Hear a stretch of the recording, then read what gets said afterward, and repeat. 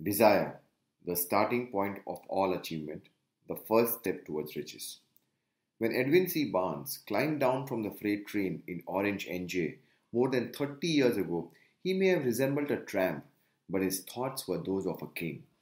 As he made his way from the railroad tracks to Thomas A. Edison's office, his mind was at work. He saw himself standing in Edison's presence. He heard himself asking Mr. Edison for an opportunity to carry out the one consuming obsession of his life, a burning desire to become the business associate of the great inventor. Barnes' desire was not a hope, it was not a wish, it was a keen, pulsating desire which transcended everything else. It was definite. The desire was not new when he approached Edison. It had been Barnes' dominating desire for a long time. In the beginning, when the desire first appeared in his mind, it may have been probably was only a wish, but it was no mere wish when he appeared before Edison with it. A few years later, Edwin C. Barnes again stood before Edison in the same office where he first met the inventor. This time, his desire had been translated into reality. He was in business with Edison. The dominating dream of his life had become a reality. Today, people who know Barnes envy him because of the break life yielded him. They see him in the days of his triumph without taking the trouble to investigate the cause of his success.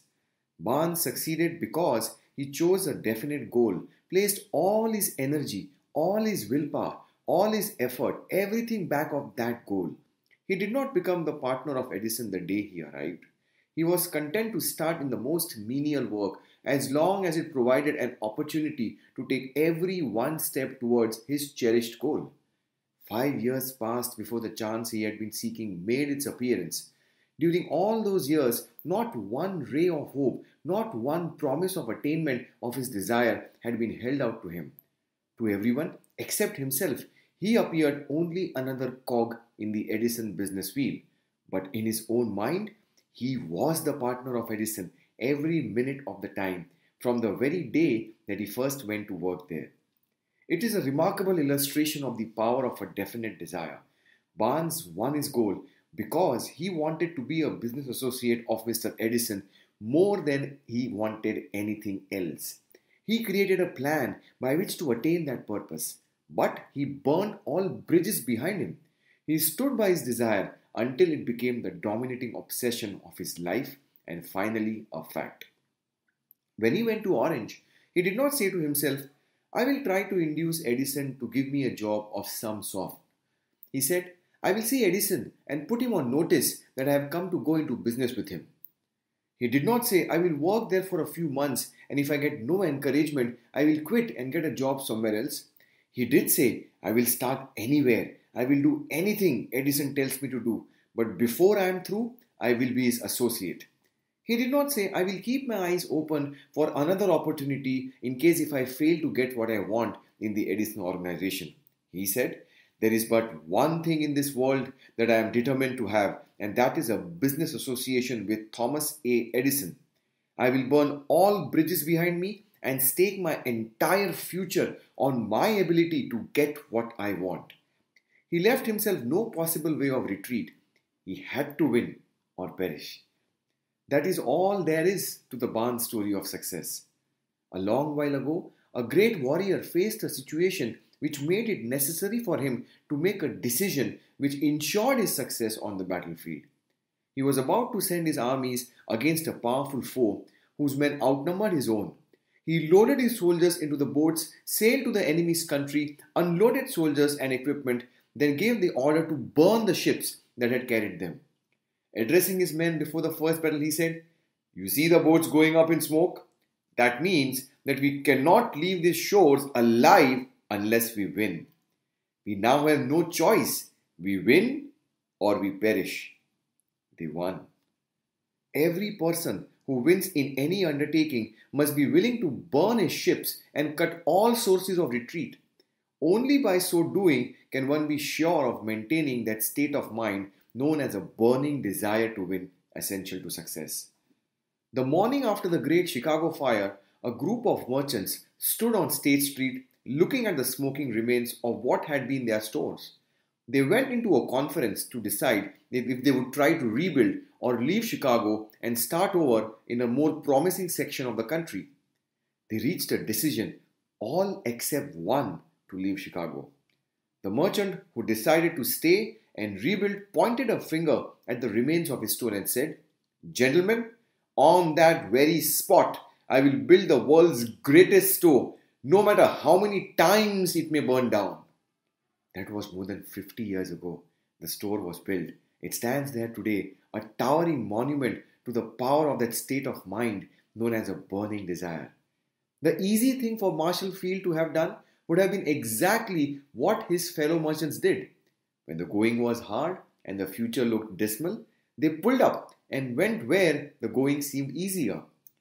Mark well this difference between Marshall Field and the other merchants, because it is the same difference which distinguishes Edwin C. Barnes from thousands of other young men who have worked in the Edison organization. It is the same difference which distinguishes practically all who succeed from those who fail. Every human being who reaches the age of understanding of the purpose of money wishes for it. Wishing will not bring riches, but desiring riches with a state of mind that becomes an obsession, then planning definite ways and means to acquire riches and backing those plans with persistence which does not recognize failure will bring riches. The method by which desire for riches can be transmuted into its financial equivalent consists of 6 definite practical steps, namely, first, fix in your mind the exact amount of money you desire. It is not sufficient merely to say, "I want plenty of money." First, be definite as to the amount. There is a psychological reason for definiteness which will be described in a subsequent chapter. Second, determine exactly what you intend to give in return for the money you desire. There is no such reality as something for nothing. Third, establish a definite date when you intend to possess the money you desire. Fourth, create a definite plan for carrying out your desire and begin at once, whether you are ready or not, to put this plan into action. Fifth, write out a clear, concise statement of the amount of money you intend to acquire, name the time limit for its acquisition, state what you intend to give in return for the money, and describe clearly the plan through which you intend to accumulate. Sixth, read your written statement aloud twice daily, once just before retiring at night and once after arising in the morning. As you read, see and feel and believe yourself already in possession of the money. It is important that you follow the instructions described in these 6 steps. It is especially important that you observe and follow the instructions in the 6th paragraph. You may complain that it is impossible for you to see yourself in possession of money before you actually have it. Here is where a burning desire will come to your aid. If you truly desire money so keenly that your desire is an obsession, you will have no difficulty in convincing yourself that you will acquire it. The object is to want money and to become so determined to have it that you convince yourself you will have it. Only those who become money conscious ever accumulate great riches. Money consciousness means that the mind has become so thoroughly saturated with the desire for money that one can see oneself already in possession of it. To the uninitiated who has not been schooled in the working principles of the human mind, these instructions may appear impractical. It may be helpful to all who fail to recognize the soundness of the 6 steps to know that the information they convey was received from Andrew Carnegie, who began as an ordinary laborer in the steel mills, but managed, despite his humble beginning, to make these principles yield him a fortune of considerably more than $100 million. It may be of further help to know that the 6 steps here recommended were carefully scrutinized by the late Thomas A. Edison, who placed his stamp of approval upon them as being not only the steps essential for the accumulation of money, but necessary for the attainment of any definite goal. The steps call for no hard labor. They call for no sacrifice. They do not require one to become ridiculous or credulous. To apply them calls for no great amount of education. But the successful application of these 6 steps does call for sufficient imagination to enable one to see and to understand that accumulation of money cannot be left to chance, good fortune, and luck. One must realize that all who have accumulated great fortunes first did a certain amount of dreaming, hoping, wishing, desiring, and planning before they acquired money. You may as well know right here that you can never have riches in great quantities unless you can work yourself into a white heat of desire for money and actually believe you will possess it. You may as well know also that every great leader from the dawn of civilization down to the present was a dreamer. Christianity is the greatest potential power in the world today because its founder was an intense dreamer who had the vision and the imagination to see the realities in their mental and spiritual form before they had been transmuted into physical form. If you do not see great riches in your imagination, you will never see them in your bank balance. Never in the history of America has there been so great an opportunity for practical dreamers as now exists. The 6-year economic collapse has reduced all men substantially to the same level. A new race is about to be run. The stakes represent huge fortunes which will be accumulated within the next 10 years. The rules of the race have changed because we now live in a changed world that definitely favors the masses. Those who had but little or no opportunity to win under the conditions existing during the Depression when fear paralyzed growth and development. We who are in this race for riches should be encouraged to know that this changed world in which we live is demanding new ideas, new ways of doing things, new leaders, new inventions, new methods of teaching, new methods of marketing, new books, new literature, new features for the radio, new ideas for moving pictures. Back of all this demand for new and better things, there is one quality which one must possess to win, and that is definiteness of purpose, the knowledge of what one wants and a burning desire to possess it. The business depression marked the death of one age and the birth of another. This changed world requires practical dreamers who can and will put their dreams into action. The practical dreamers have always been and always will be the pattern makers of civilization. We who desire to accumulate riches should remember the real leaders of the world always have been men who harnessed and put into practical use the intangible unseen forces of unborn opportunity and have converted those forces or impulses of thought into skyscrapers, cities, factories, airplanes, automobiles, and every form of convenience that makes life more pleasant. Tolerance and an open mind are practical necessities of the dreamer of today. Those who are afraid of new ideas are doomed before they start. Never has there been a time more favorable to pioneers than the present.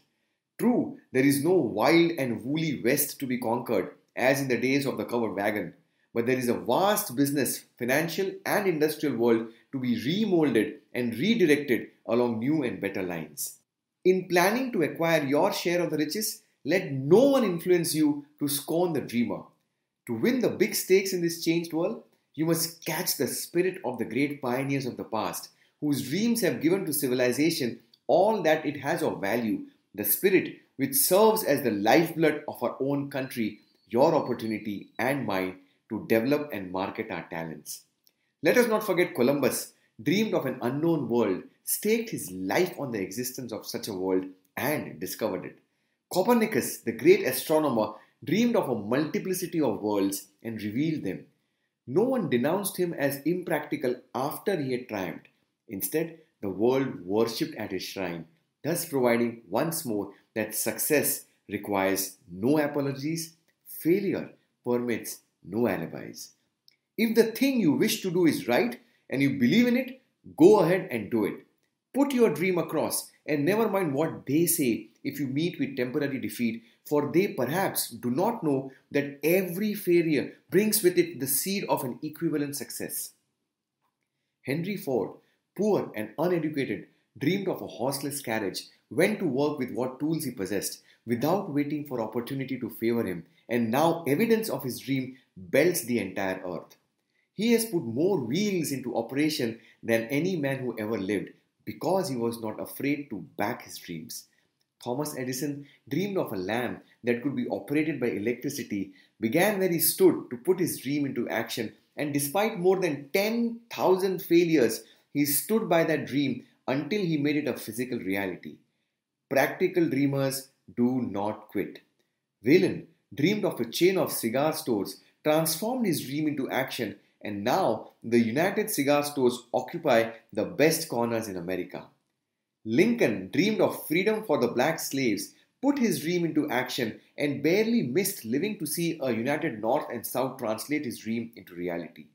The Wright brothers dreamed of a machine that would fly through the air. Now one may see evidence all over the world that they dreamed soundly. Marconi dreamed of a system for harnessing the intangible forces of the ether. Evidence that he did not dream in vain may be found in every wireless and radio in the world. Moreover, Marconi's dream brought the humblest cabin and the most stately manor housed side by side. It made the people of every nation on earth backdoor neighbors. It gave the President of the United States a medium by which he may talk to all the people of America at one time and on short notice. It may interest you to know that Marconi's friends had him taken into custody and examined in a psychopathic hospital when he announced he had discovered a principle through which he could send messages through the air without the aid of wires or other direct physical means of communication. The dreamers of today fare better. The world has become accustomed to new discoveries. Nay, it has shown a willingness to reward the dreamer who gives the world a new idea. The greatest achievement was, at first and for a time, but a dream. The oak sleeps in the acorn, the bird waits in the egg, and in the highest vision of the soul, a waking angel stirs. Dreams are the seedlings of reality. Awake, arise, and assert yourself, you dreamers of the world. Your star is now in the ascendancy. The world depression brought the opportunity you have been waiting for. It taught people humility, tolerance, and open-mindedness. The world is filled with an abundance of opportunity which the dreamers of the past never knew. A burning desire to be and to do is the starting point from which the dreamer must take off. Dreams are not born of indifference, laziness, or lack of ambition. The world no longer scoffs at the dreamer, nor calls him impractical. If you think it does, take a trip to Tennessee and witness what a dreamer president has done in the way of harnessing and using the great water power of America. A score of years ago, such a dream would have seemed like madness. You have been disappointed. You have undergone defeat during the depression. You have felt the great heart within you crushed until it bled. Take courage, for these experiences have tempered the spiritual metal of which you are made. They are assets of incomparable value. Remember too that all who succeed in life get off to a bad start and pass through many heartbreaking struggles before they arrive. The turning point in the lives of those who succeed usually comes at the moment of some crisis through which they are introduced to their other selves. John Bunyan wrote The Pilgrim's Progress, which is among the finest of all English literature, after he had been confined in prison and sorely punished because of his views on the subject of religion. O. Henry discovered the genius which slept within his brain after he had met with great misfortune and was confined in a prison cell in Columbus, Ohio. Being forced through misfortune to become acquainted with his other self and to use his imagination, he discovered himself to be a great author instead of a miserable criminal and outcast. Strange and varied are the ways of life, and stranger still are the ways of infinite intelligence, through which men are sometimes forced to undergo all sorts of punishment before discovering their own brains and their own capacity to create useful ideas through imagination. Edison, the world's greatest inventor and scientist, was a tramp telegraph operator. He failed innumerable times before he was driven finally to the discovery of the genius which slept within his brain. Charles Dickens began by pasting labels on blacking pots. The tragedy of his first love penetrated the depths of his soul and converted him into one of the world's truly great authors. That tragedy produced first David Copperfield, then a succession of other works that made this a richer and better world for all who read his books. Disappointment over love affairs generally has the effect of driving men to drink and women to ruin, and this Because most people never learn the art of transmuting their strongest emotions into dreams of a constructive nature. Helen Keller became deaf, dumb, and blind shortly after birth. Despite her greatest misfortune, she has written her name indelibly in the pages of the history of the great. Her entire life has served as evidence that no one is ever defeated until defeat has been accepted as a reality. Robert Burns was an illiterate country lad. He was cursed by poverty and grew up to be a drunkard in the bargain. The world was made better for his having lived, because he clothed beautiful thoughts into poetry and thereby plucked a thorn and planted a rose in its place. Booker T. Washington was born in slavery, handicapped by race and color. Because he was tolerant, had an open mind at all times on all subjects, and was a dreamer, he left his impress for good on an entire race. Beethoven was deaf, Milton was blind, but their names will last as long as time endures because they dreamed and translated their dreams into organized thought. Before passing to the next chapter, kindle anew in your mind the fire of hope, faith, courage, and tolerance. If you have these states of mind and a working knowledge of the principle described, all else that you need will come to you when you are ready for it. Let Emerson state the thought in these words: every proverb, every book, every byword that belongs to thee for aid and comfort shall surely come home through open or winding passages. Every friend whom not thy fantastic will, but the great and tender soul in thee craveth, shall lock thee in his embrace. There is a difference between wishing for a thing and being ready to receive it. No one is ready for a thing until he believes he can acquire it. The state of mind must be belief, not mere hope or wish. Open-mindedness is essential for belief. Closed minds do not inspire faith, courage, and belief. Remember, no more effort is required to aim high in life, to demand abundance and prosperity than is required to accept misery and poverty. A great poet has correctly stated this universal truth through these lines: I bargained with life for a penny, and life would pay no more. However, I begged at evening when I counted my scanty store.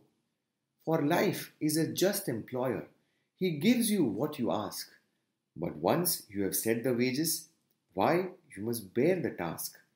I worked for a menial's hire, only to learn dismayed that any wage I had asked of life, life would have willingly paid. Desire outwits Mother Nature. As a fitting climax to this chapter, I wish to introduce one of the most unusual persons I have ever known. I first saw him 24 years ago, a few minutes after he was born. He came into the world without any physical sign of ears, and the doctor admitted, when pressed for an opinion, that the child might be deaf and mute for life. I challenged the doctor's opinion. I had the right to do so. I was the child's father. I too reached a decision and rendered an opinion, but I expressed the opinion silently in the secrecy of my own heart. I decided that my son would hear and speak. Nature could send me a child without ears, but nature could not induce me to accept the reality of the affliction. In my own mind, I knew that my son would hear and speak.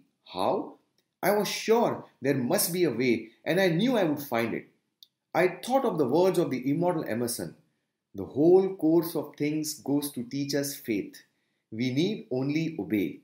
There is guidance for each of us, and by lowly listening, we shall hear the right word. The right word? Desire. More than anything else, I desired that my son should not be a deaf mute. From that desire, I never receded, not for a second.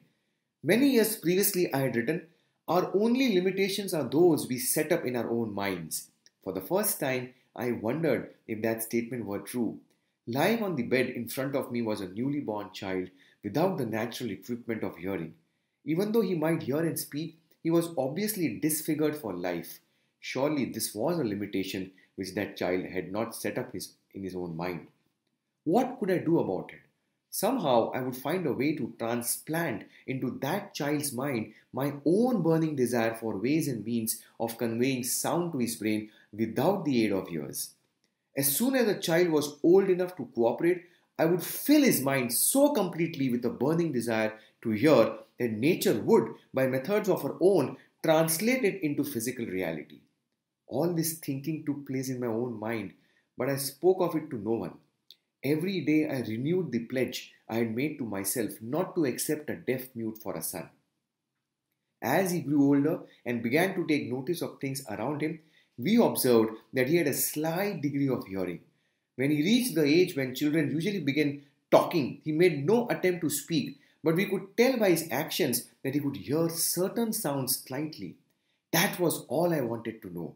I was convinced that if he could hear even slightly, he might develop still greater hearing capacity.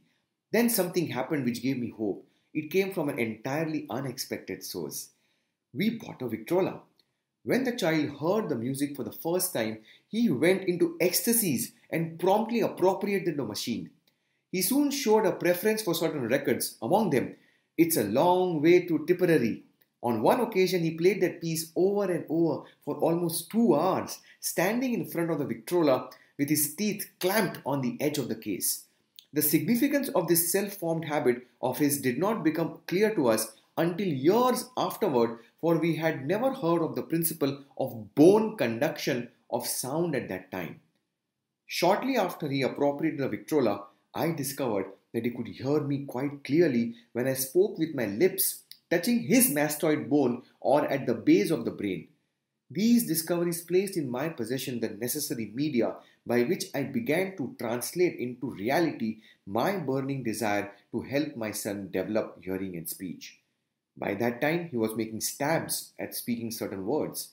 The outlook was far from encouraging, but desire backed by faith knows no such word as impossible. Having determined that he could hear the sound of my voice plainly, I began immediately to transfer to his mind the desire to hear and speak. I soon discovered that the child enjoyed bedtime stories, so I went to work creating stories designed to develop in him self-reliance, imagination, and a keen desire to hear and to be normal. There was one story in particular which I emphasized by giving it some new and dramatic coloring each time it was told. It was designed to plant in his mind the thought that his affliction was not a liability but an asset of great value. Despite the fact that all the philosophy I had examined clearly indicated that every adversity brings with it the seed of an equivalent advantage, I must confess that I had not the slightest idea how this affliction could ever become an asset. However, I continued my practice of wrapping that philosophy in bedtime stories, hoping the time would come when he would find some plan by which his handicap could be made to serve some useful purpose. Reason told me plainly that there was no adequate compensation for the lack of ears and natural hearing equipment. Desire backed by faith pushed reason aside and inspired me to carry on. As I analyze the experience in retrospect, I can see now that my son's faith in me had much to do with the astounding results. He did not question anything I told him. I sold him the idea that he had a distinct advantage over his older brother and that this advantage would reflect itself in many ways. For example, the teachers in school would observe that he had no ears, and because of this they would show him special attention and treat him with extraordinary kindness. They always did. His mother saw to that by visiting the teachers and arranging with them to give the child the extra attention necessary. I sold him the idea too that when he became old enough to sell newspapers, his older brother had already become a newspaper merchant.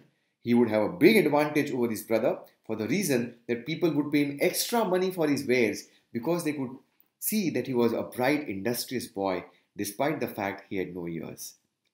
We could notice that gradually the child's hearing was improving. Moreover, he had not the slightest tendency to be self-conscious because of his affliction. When he was about 7, he showed the first evidence that our method of servicing his mind was bearing fruit. For several months, he begged for the privilege of selling newspapers, but his mother would not give her consent. She was afraid that his deafness made it unsafe for him to go on the street alone. Finally, he took matters in his own hands. One afternoon, when he was left at home with the servants, he climbed through the kitchen, shinnied to the grounds, and set out on his own. He borrowed 6 cents in capital from the neighborhood shoemaker, invested it in papers, sold out, reinvested, and kept repeating until late in the evening. After balancing his accounts and paying back the 6 cents he had borrowed from his banker, he had a net profit of 42 cents. When we got home that night, we found him in bed asleep with the money tightly clenched in his hand. His mother opened his hand, removed the coins, and cried. Of all things, crying over her son's first victory seemed so inappropriate. My reaction was the reverse. I laughed heartily, for I knew that my endeavor to plant in the child's mind an attitude of faith in himself had been successful. His mother saw in his first business venture a little deaf boy who had gone out in the streets and risked his life to earn money. I saw a brave, ambitious, self-reliant little businessman whose stock in himself had been increased 100% because he had gone into business on his own initiative and had won. The transaction pleased me because I knew that he had given evidence of a trait of resourcefulness that would go with him all through life. Later events proved this is to be true. When his older brother wanted something, he would lie down on the floor, kick his feet in the air, cry for it, and get it. When the little deaf boy wanted something, he would plan a way to earn the money, then buy it for himself. He still follows that plan. Truly, my own son has taught me that handicaps can be converted into stepping stones on which one may climb towards some worthy goal unless they are accepted as obstacles and used as alibis. The little deaf boy went through the grades, high school and college without being able to hear his teachers excepting when they shouted loudly at close range. He did not go to a school for the deaf. We would not permit him to learn the sign language. We were determined that he should live a normal life and associate with normal children, and we stood by that decision although it cost us many heated debates with school officials. While he was in high school, he tried an electrical hearing aid, but it was of no value to him, due, we believed, to a condition that was disclosed when the child was 6 by Dr. J. Gordon Wilson of Chicago when he operated on one side of the boy's head and discovered that there was no sign of natural hearing equipment. During his last week in college, 18 years after the operation, something happened which marked the most important turning point of his life. Through what seemed to be a mere chance, he came into possession of another electrical hearing device which was sent to him on trial. He was slow about testing it due to his disappointment with a similar device. Finally, he picked the instrument up and more or less carelessly placed it on his head, hooked up the battery, and lo, as if by a stroke of magic, his lifelong desire for normal hearing became a reality. For the first time in his life, he heard practically as well as any person with normal hearing. God moves in mysterious ways, his wonders to perform. Overjoyed because of the changed world which had been brought to him through his hearing device, he rushed to the telephone, called his mother, and heard her voice perfectly. The next day, he plainly heard the voices of his professors in class for the first time in his life. Previously, he could hear them only when they shouted at short range. He heard the radio. He heard the talking pictures. For the first time in his life, he could converse freely with other people without the necessity of their having to speak loudly. Truly, he had come into possession of a changed world. We had refused to accept nature's error, and by persistent desire, we had induced nature to correct that error through the only practical means available. Desire had commenced to pay dividends, but the victory was not yet complete. The boy still had to find a definite and practical way to convert his handicap into an equivalent asset. Hardly realizing the significance of what had already been accomplished, but intoxicated with the joy of his newly discovered world of sound, he wrote a letter to the manufacturer of the hearing aid enthusiastically describing his experience. Something in his letter, something perhaps which was not written on the lines but back of them, caused the company to invite him to New York. When he arrived, he was escorted through the factory, and while talking with the chief engineer, telling him about his changed world, a hunch, an idea, or an inspiration, call it what you wish, flashed it into his mind. It was this impulse of thought which converted his affliction into an asset, destined to pay dividends in both money and happiness to thousands for all time to come. The sum and substance of that impulse of thought was this: It occurred to him that he might be of help to the millions of deafened people who go through life without the benefit of hearing devices, if he could find a way to tell them the story of his changed world. Then and there, he reached a decision to devote the remainder of his life to rendering useful service to the hard of hearing. For an entire month, he carried on an intensive research during which he analyzed the entire marketing system of the manufacturer of the hearing device and created ways and means of communicating with the hard of hearing all over the world for the purpose of sharing with them his newly discovered, changed world. When this was done, he put in writing a 2-year plan based upon his findings. When he presented the plan to the company, he was instantly given a position for the purpose of carrying out his ambition.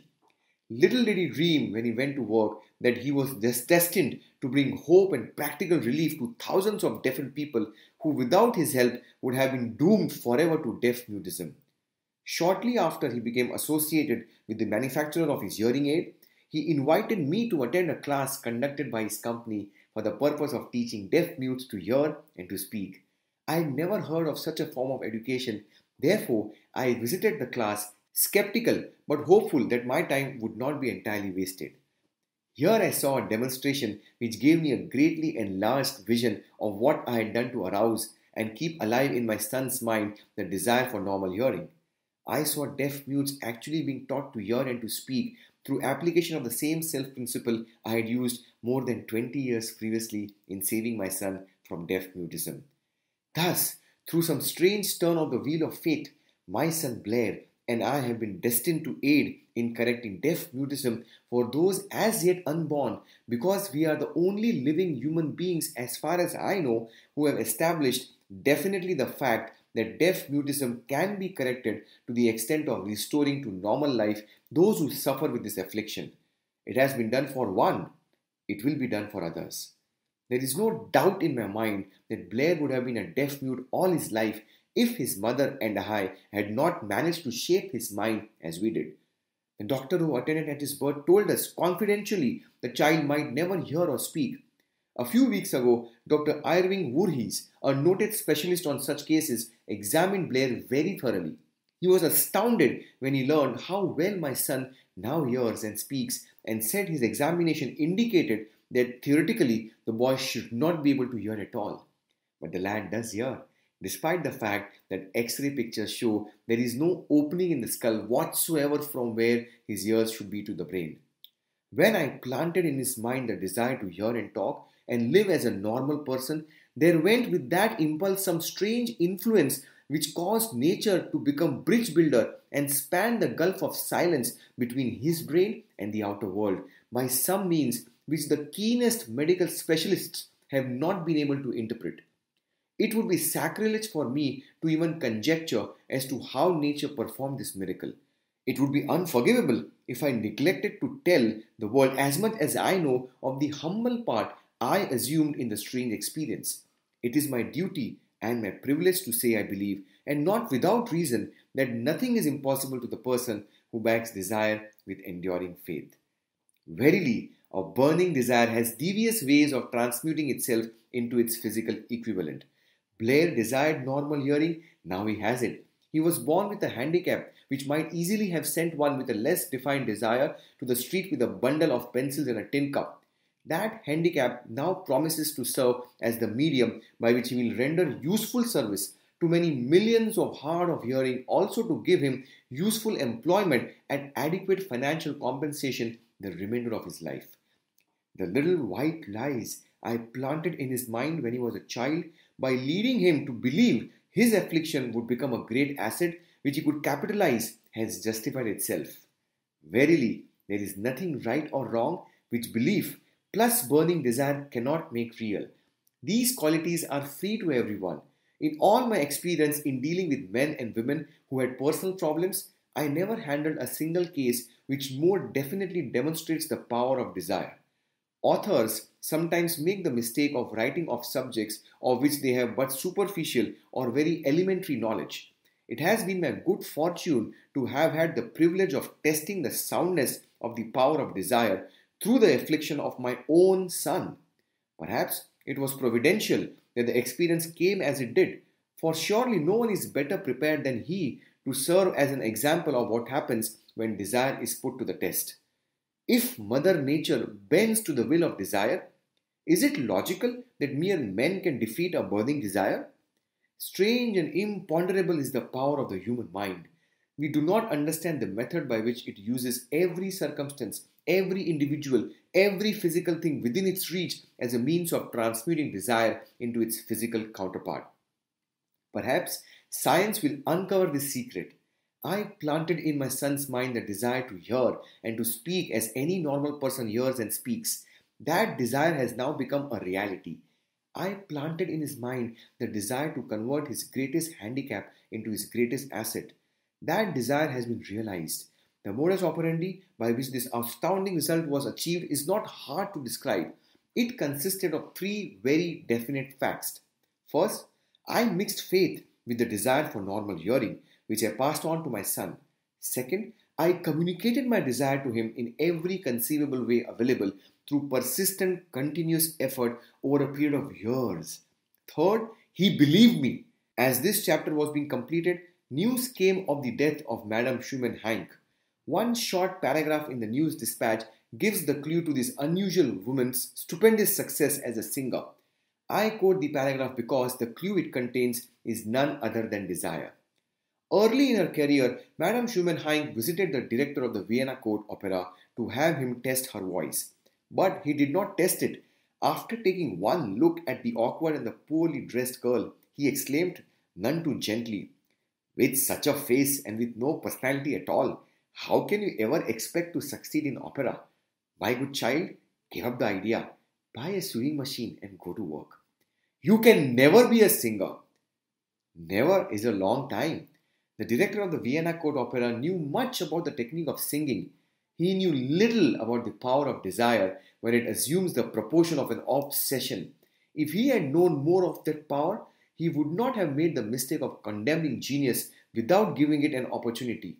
Several years ago, one of my business associates became ill. He became worse as time went on and finally was taken to the hospital for an operation. Just before he was wheeled into the operating room, I took a look at him and wondered how anyone as thin and emaciated as he could possibly go through a major operation successfully. The doctor warned me that there was little, if any, chance of my ever seeing him alive again. But that was the doctor's opinion. It was not the opinion of the patient. Just before he was wheeled away, he whispered feebly, "Do not be disturbed, Chief. I will be out of here in a few days." The attending nurse looked at me with pity, but the patient did come through safely. After it was all over, his physician said, nothing but his own desire to live saved him. He never would have pulled through if he had not refused to accept the possibility of death. I believe in the power of desire backed by faith because I have seen this power lift men from lowly beginnings to places of power and wealth. I have seen it rob the grave of its victims. I have seen it serve as the medium by which men staged a comeback after having been defeated in 100 different ways. I have seen it provide my own son with a normal, happy, successful life despite nature's having sent him into the world without ears. How can one harness and use the power of desire? This has been answered through this and the subsequent chapters of this book. This message is going out to the world at the end of the longest and perhaps the most devastating depression America has ever known. It is reasonable to presume that the message may come to the attention of many who have been wounded by the depression, those who have lost their fortunes, others who have lost their positions, and great numbers who must recognize their plans and stage a comeback.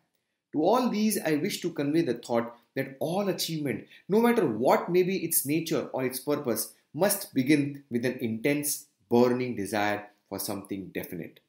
Through some strange and powerful principle of mental chemistry which he has never divulged, nature wraps up in the impulse of strong desire that something which recognizes no such word as impossible and accepts no such reality as failure. Thank you.